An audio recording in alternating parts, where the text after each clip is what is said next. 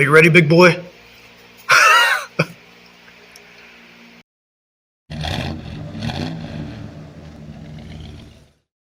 Hey, welcome back. Nate with the Rusty Roller. Back on this beautiful piece of machinery.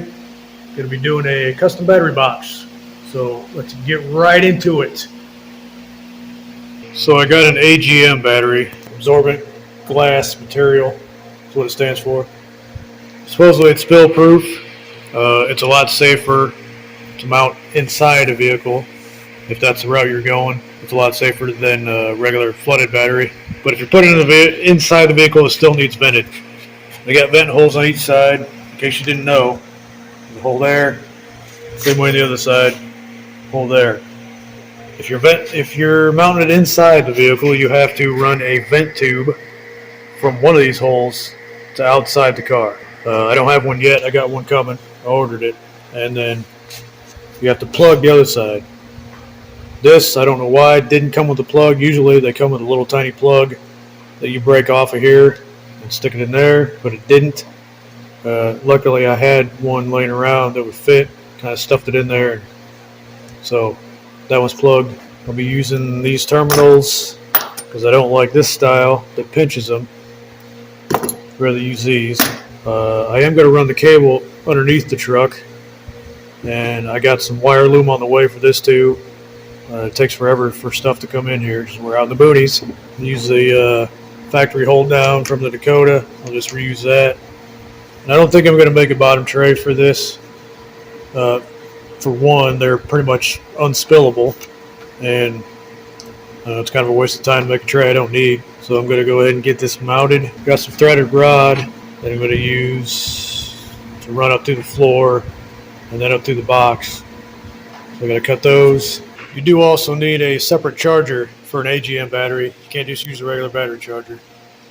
I don't know the details. Something about it needs to be, the charger needs to be more stable or more regulated or something, whatever. They're also more expensive than regular batteries, but supposedly they're supposed to last longer. We'll see. So just remember all that. So I picked this stomp shear up about 4 or 5 months ago, something like that. I'm just now getting it out. This is what I'm going to use to cut the pieces for the battery box. So much faster and better than these shears, these power shears. They're nice. I use them a lot. You got to be real steady with them to get a real straight cut. It's pretty awesome. I was doing some test cuts with it on the aluminum. It goes through aluminum like butter, like nothing. Nice sharp blade. 18 gauge steel. I had to jump on it a couple times, but once it started to cut, then it cut right through it, no problem. I'm pretty sure the guy said he was cutting 14 gauge with it. And I don't think, me personally, I don't think I could do it. I don't think I'm heavy enough to do that. If I had to jump on 18 gauge, no way it'll go through 14 gauge with me. So he did weigh quite a bit more than me, it looked like. So he must have had an easier time, but not me, ain't happening. Anyway, I probably won't use 14 gauge anyway, so whatever. You got to pay a little more attention when I buy stuff like this, because there should be a solid steel pin that goes in there that pivots on. And that one's missing. The other one's got it, but this one's missing. So I just stuck a 21 millimeter socket in there. Almost exact diameter, just a little smaller. But it works. If I was paying attention when I bought it, I would have looked around for it because it probably just fell out somewhere near it. But it is what it is.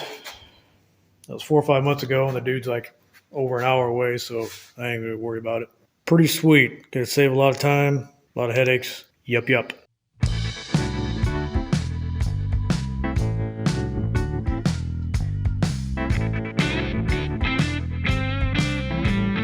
So this is going to be the top to the box. These lines here, I'm going to bend these. They're 1/2 inch wide.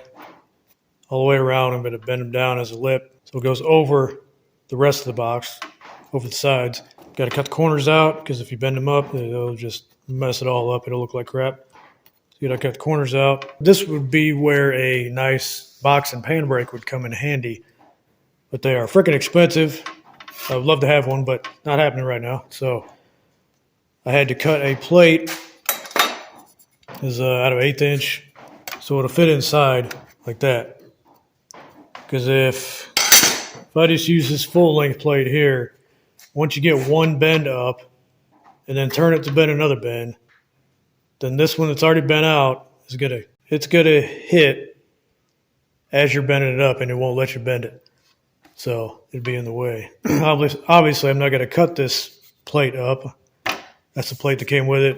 I'm not going to cut that up. So I just cut 1 out of 1/8 inch. Put a little bevel on it because, like any metal, you got to go farther than where you want because it's going to bounce back. So it's going to have to go over the edge of this a little bit. So that's what the bevel's for. So let's bend her up.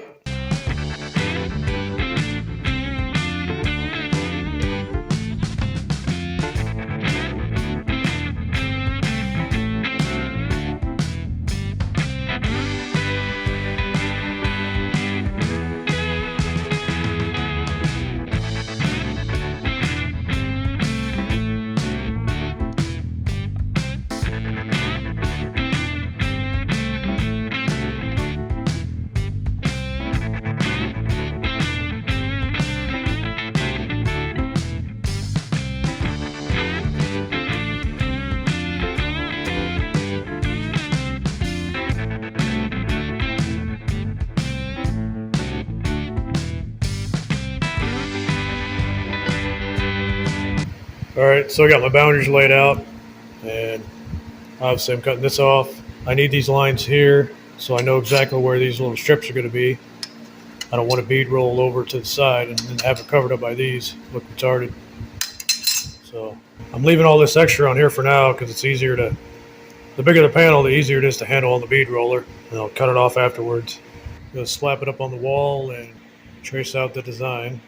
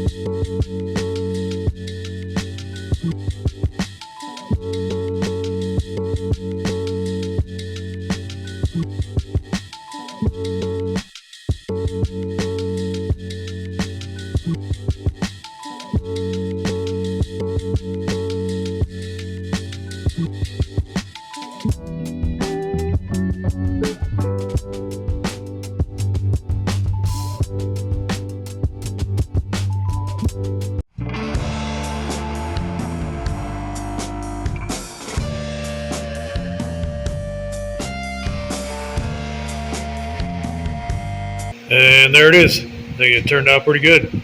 Actually turned out better than the one I made for the Ford. That one wasn't bad, but all my edges are nice and straight because of the stomp shear. Those hand shears are good, but it's just really hard to get a real straight cut. Oh yeah, man, that looks good. And so when I mount it, I'll have my threaded rods coming up through the top, and it'll just have probably a nylon nut on each one just to hold it down. Anyway, let's get this thing in. Well, it's 1:30 in the afternoon. It's 94 in here. Good to see this radiant barrier is doing its job. Great stuff. Shop next door with no radiant barrier at all is a degree cooler, so there you go. But I guess this building is in more sun than the one next door. Next door's got a little bit of shade, so there is that. And if there wasn't any radiant barrier in here, it might have been a couple degrees warmer, but whatever. Still not worth it. Still junk. These are the nuts and washers I'm going to use with the threaded rod, but since I'm mounting this to 3/4 inch plywood, if I get in a wreck or something, I think these might pull through. I mean, depending on how bad the wreck is, but I'm going to make like some big plates for each one, something like that, big washer or whatever on each one, so it has a harder time pulling through it. Maybe it's overkill, but whatever. Better safe than sorry.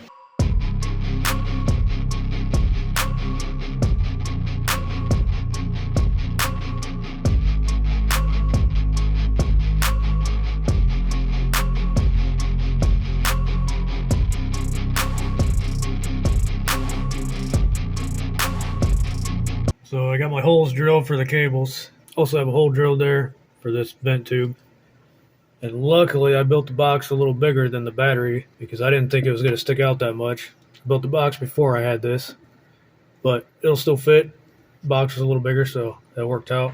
So now I'm going to put lugs on one end of each cable and then run it up through the floor, hook it to the battery, then go back down underneath and determine how long I need to cut the cable. This vent tube is for a newer Dodge Durango or something like that. I don't know. I think it was only like $10, $11, but whatever, it'll work. This obviously went into the sheet metal, a hole in the sheet metal to ground it for that. Doesn't come off, but it'll just be hanging down underneath the truck, so it doesn't matter. As long as it's vented out of the truck, that's all that matters. If you don't have one of these, get one. Temco TH0007. Pretty sweet. Makes doing this a lot easier. This is spring loaded, so it holds that in there. So you just stick it in and pound it a couple times and you're good. So you just stick it in, pound it. All you gotta do is stick it in and pound it a couple times and you're good. Really?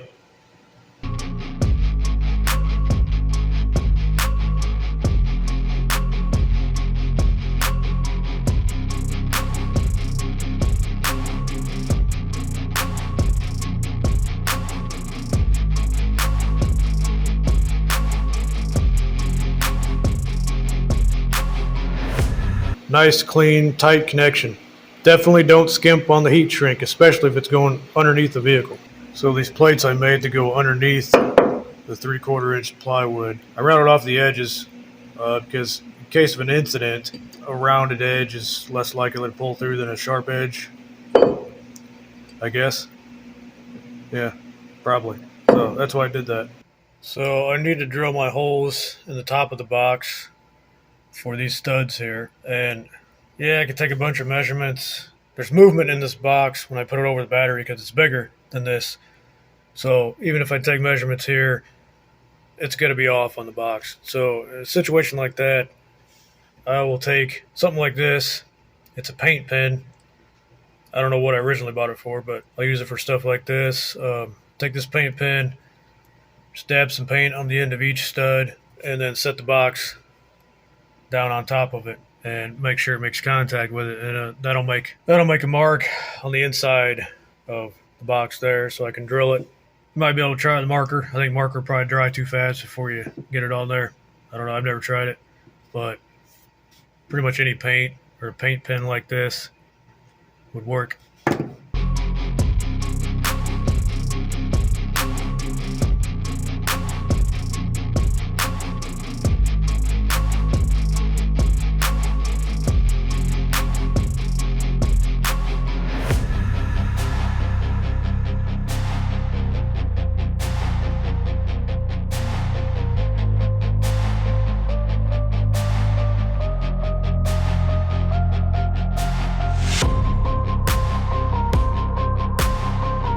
And I wonder how many people will see this, will see the high voltage symbol and say, huh, car batteries only have 12 volts. That's not high voltage.